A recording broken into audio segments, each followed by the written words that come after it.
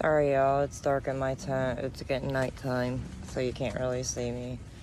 See, a lot of people don't know that a lot of artists have been following me for a very long time. And I already knew people were following me. They've been following me for generations, trying to figure out stuff.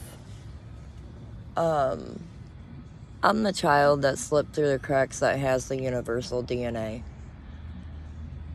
I remember when I started school up in Chicago area, I was getting pulled out of class for speech therapy because I had a speech impediment. I couldn't pronounce certain syllables. And spaghetti was Pischetti. The one thing that I remember is getting pulled out and having flashcards. One side would have like a chair. That one specifically is the one that I remember. It would have the object of a chair and on one side, and on the other side it would have the word chair. When I moved and I got held back in the easiest grade ever, kindergarten. So I already knew I was retarded. I didn't get put in preschool or anything like that. And when I moved down to my hometown, they took my IEP. IEP is an individual educational plan, meaning I would get help with my work.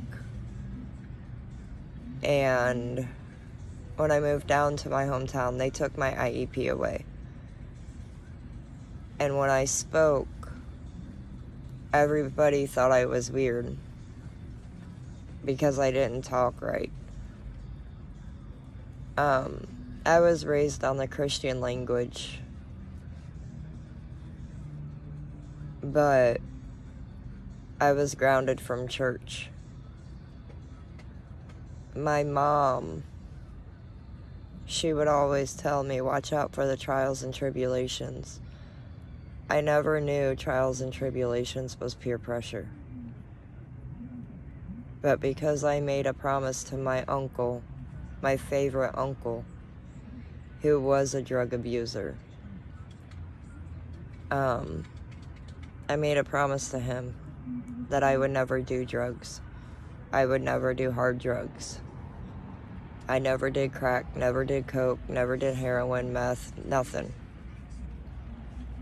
Because of my uncle.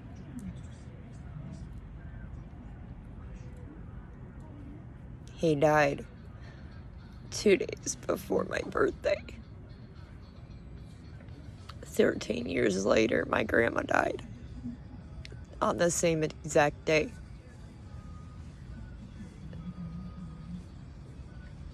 Nobody knows what another person goes through. And it's not right for people to judge me.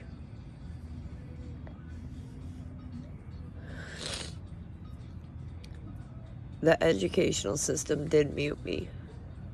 However, people don't realize that it's not the educational system's fault. It's actually the daycare's fault. The parents send their children to daycares to be taught. As I'm working in these daycares, they're not teaching 2-year-olds how to write.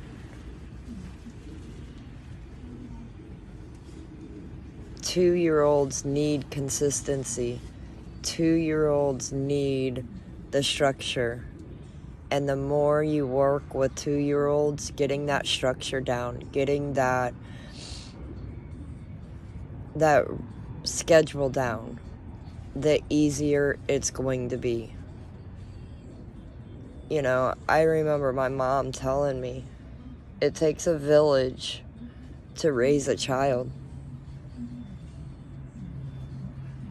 But the educational systems aren't there anymore. They've never been the village to help raise the child. Never. What happened to that? What happened to the village that raises the child? It's not the society. It is the educational and the parents. And sometimes the parents don't even know how to help the child. And it sucks.